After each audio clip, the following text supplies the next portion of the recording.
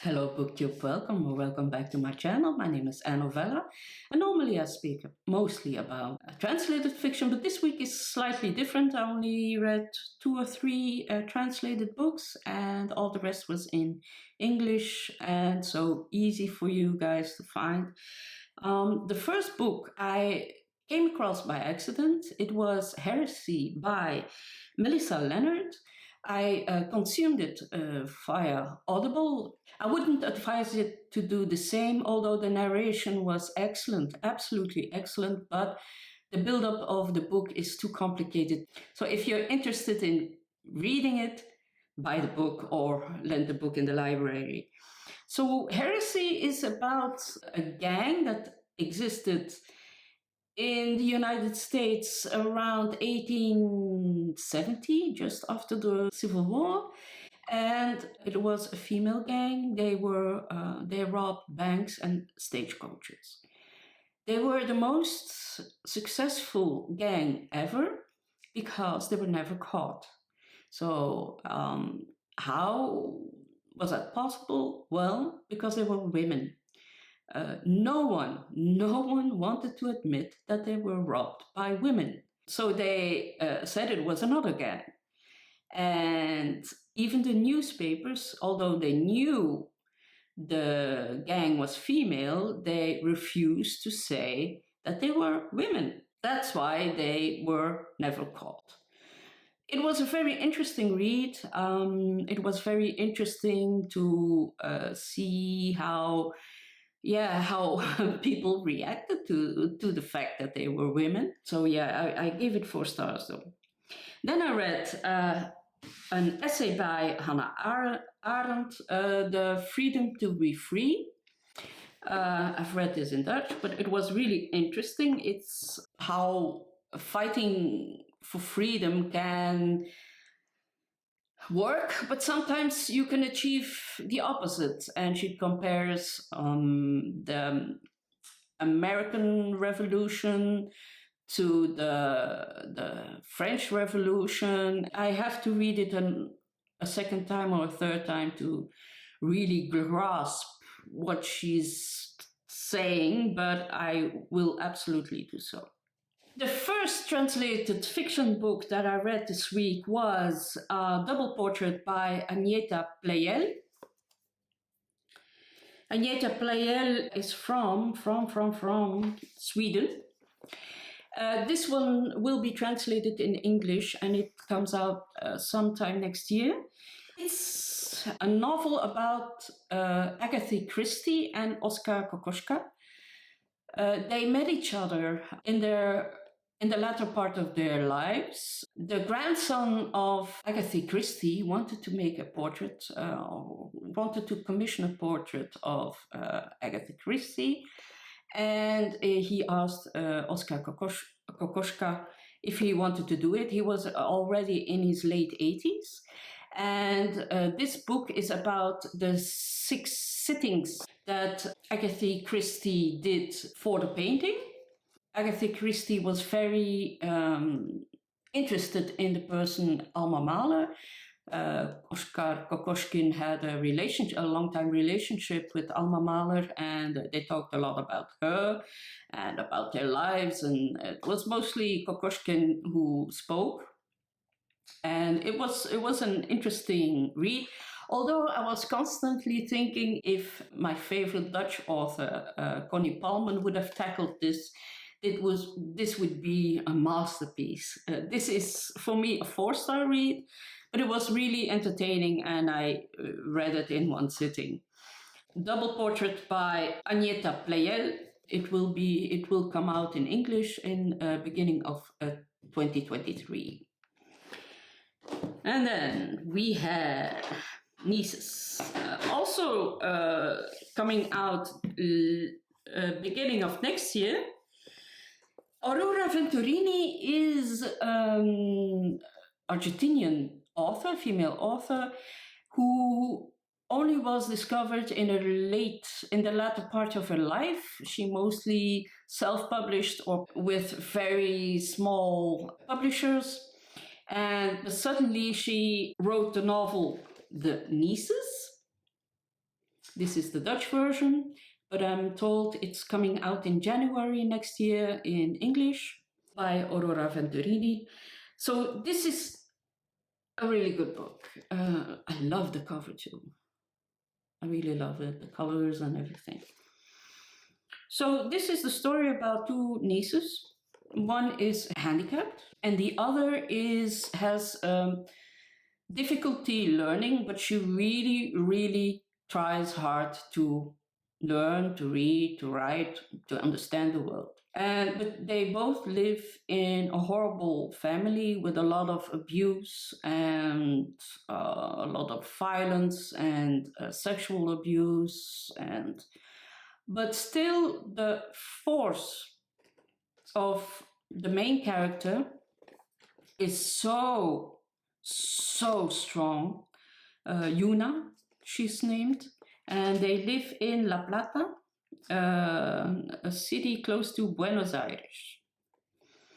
And but the force of Yuna is so magnificent, and the way she tells the story is very simple because she has a learning disability, but still she is a very good observer, and she really tries to improve herself, and no matter the circumstances, because she is not motivated by her family. They just think she's an idiot. But yeah, it's a really good story. It's absolute must read. I'm sure that this will be another hit on BookTube as from next year.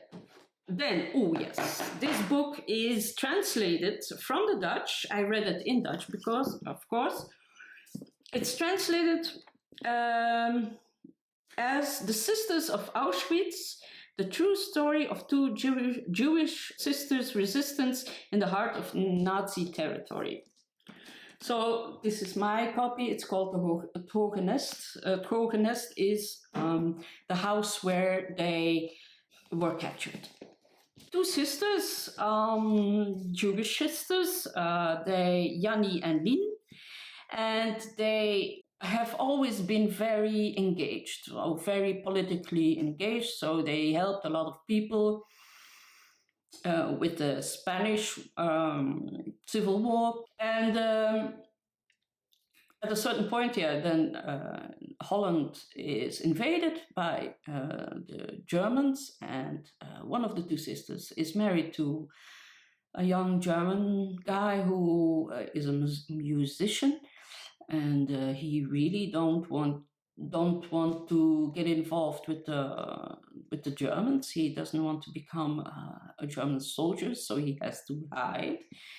And then her sister was also married to a Jewish guy, and they all started to hide. And but still, they led the resistance, and then they had to move from Amsterdam to Gooi. Gooi is a bit like the Hamptons. It's a villa area, and they found a villa that was only used during the summertime, and they could live there. And so it was surrounded by trees. So it wasn't really. It didn't really stood out a lot. And there wasn't a main road. It was only a path that led to the house. So it was quite, well, it was a good find for them. And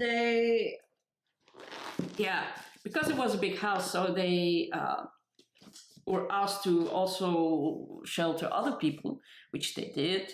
And so at point there were like 20 people in the house, and yeah, that's dangerous, of course. But it went rather well up until 1944, I believe. And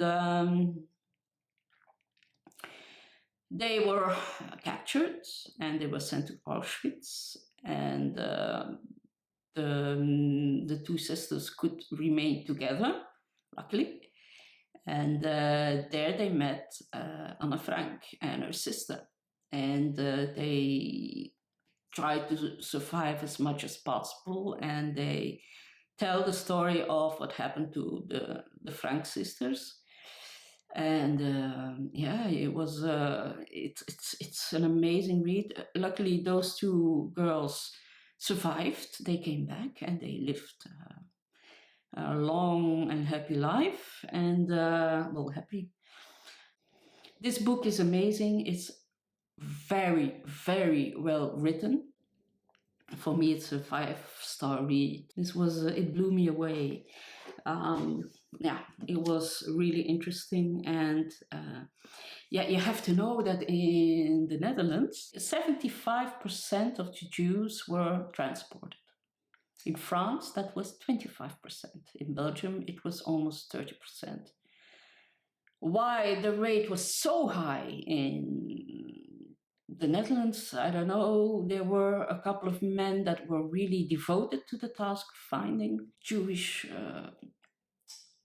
people that were hiding, and there was always a price on their head. So, 75%, can you imagine?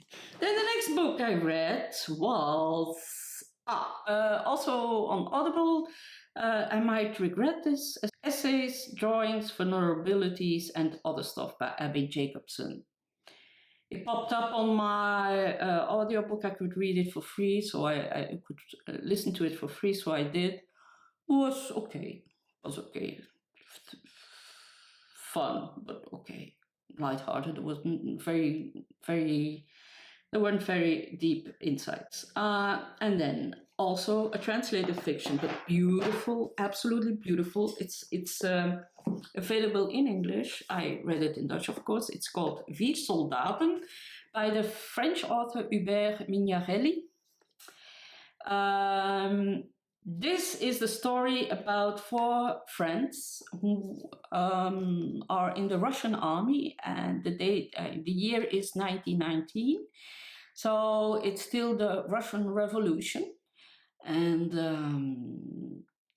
it's about their time that they have a bit of time off because of the Russian winter time. So it wasn't really doable to fight during that time with the equipment they had at that time. So it's about the period that they were relatively safe, and it's about how they bonded together and how they took care of each other. And it's about male friendship. And they found a creek somewhere, and they used it to fish. And it's a beautiful book. It's it's a small miracle, I would say. I really loved it. 4 Soldiers by Hubert Mignarelli. I will put a link down below, of course. Then I read something relaxing, a palate cleanser.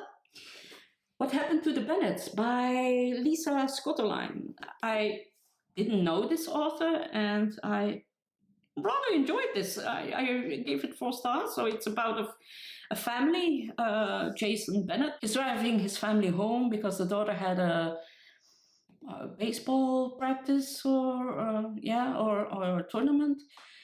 And at a certain point, they are robbed, and they kill the daughter. And also one of the robbers get killed. It was amazing. It was. Then the father starts to investigate himself because he thinks everything takes too slow, and he takes some incredible risks. But this was, it was really good. It was really good. Very quick read. Lisa Scottoline, What Happened to the Bennetts.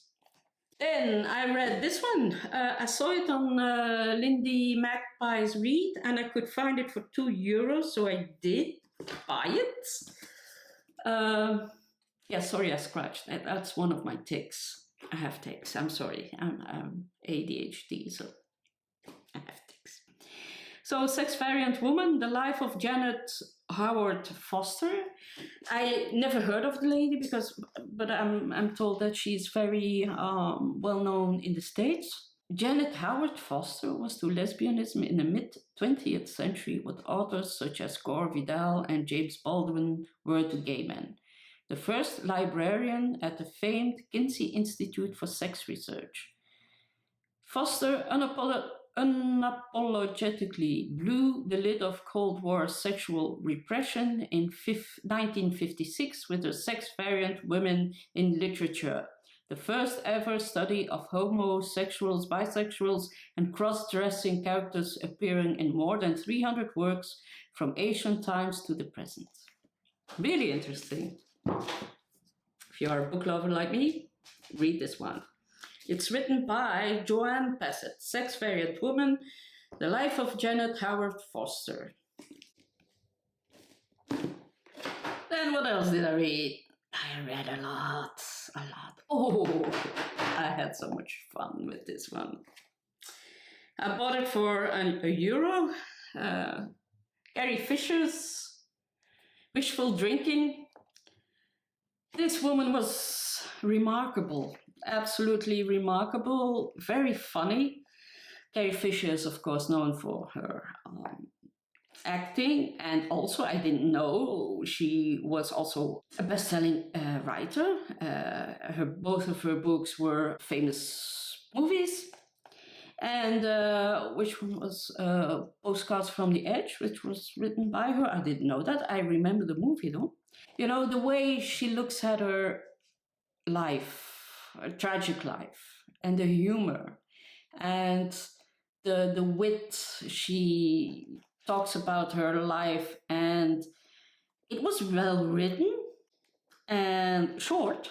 It's short, but it was very well written. I had a great time reading this. It's called Half-Life of Valerie K. by Natasha Pulley. So we follow Valery K. He was living in the Gulag somewhere in Siberia because he went to Europe just before the Second World War. Nothing was wrong with that because they were allowed, but still it was Russia. So he was locked up for 10 years. And at a certain point, they take him away from the Gulag and they bring him to a village where they work with radiation and everything, because he is a nuclear scientist. And so he discovers a lot of things that are wrong. And it's interesting. It's a good book, but I have noticed that quite a few booktubers have already spoken about this book, but none of them had the same remarks as I did. It felt very American. So I never had the feeling that Valery K. was Russian. I never had that feeling. It's not because you put comrade in a sentence that it makes them Russian. And the things he craved for were not typical Russian things, and their diet is different than ours. They like other stuff than we do. So there were a couple of stupid mistakes, using a remote control in the early 60s in Russia. That didn't happen. It was good. It was a good story, but it wasn't. Yeah, because of the fact that I never believed he was a Russian made it a little bit harder for me to really immerse myself in the book. So I'm sorry. I gave it 3 stars, I believe. I would like to see Olive from discuss this book. Then the last book I read, yes, I read a lot. The last book I read was The Maid, written by Nita Prose. Nita Prose, a bit weird name. Looks like a pen name to me. This is a story about a maid called Molly, and she works in the Regency Grand Hotel. And at a certain point, she has to clean a room, and the person who was staying in that room died. And she gets into trouble with the police. And yeah, there it starts. I believe that Molly was a bit on the spectrum. I think she had Asperger's or something, so she had difficulty making friends.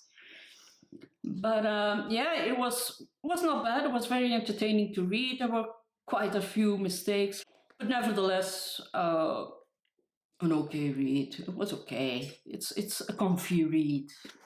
So that was my small reading week. You know, I have an excuse. It was very hot and I didn't have anything to do. So I read a lot. There you go. Talk to you later. Bye-bye.